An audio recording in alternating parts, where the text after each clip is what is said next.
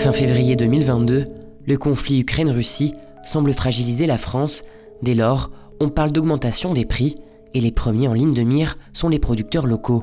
Nous, on le ressent réellement et pour l'instant, on le répercute pas encore sur les prix de la marchandise encore actuellement. On reste encore sur des prix encore relativement faibles par rapport à l'inflation. De semaine en semaine, il y a des hausses. C'est impressionnant. Ça nous fait un peu peur parce que là, on est dans l'inconnu. On ne sait pas trop où on va. C'est compliqué pour nous aussi.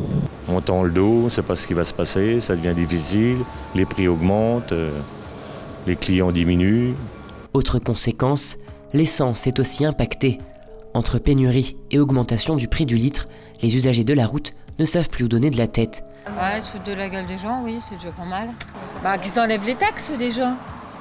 Puis après on verra. Je suis très heureuse de voir le prix à 1,7 dans la mesure où il y a encore quelques jours il était à plus de 2 € et là c'est vrai que je vais profiter, mon pouvoir d'achat sera augmenté forcément.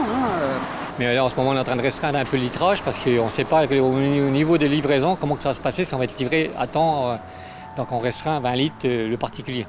Je pense que c'est un phénomène qui est accru en zone rurale, les personnes ayant besoin de leur véhicule.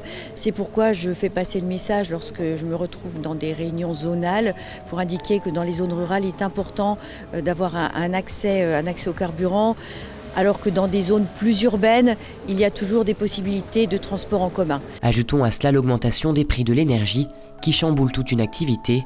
Le prestataire du centre nautique de Saint-Dizier-Vermarine prend la décision brutale de fermer les portes de la presqu'île. On n'avait pas de choix parce que c'est soit on restait ouvert et on était mort. Je suis absolument scandalisé et dans une colère noire vis-à-vis de Vermarine. Il a pris une décision qui est unilatérale, inacceptable, alors même que nous dialoguons déjà pour d'autres sujets depuis des mois ensemble. Donc on se voit régulièrement et il nous dit rien.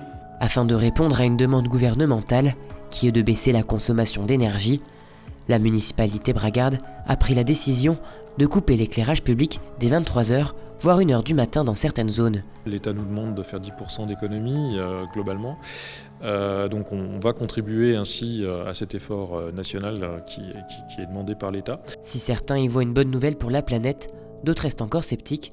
Pour eux, l'effort n'est pas fourni par tout le monde.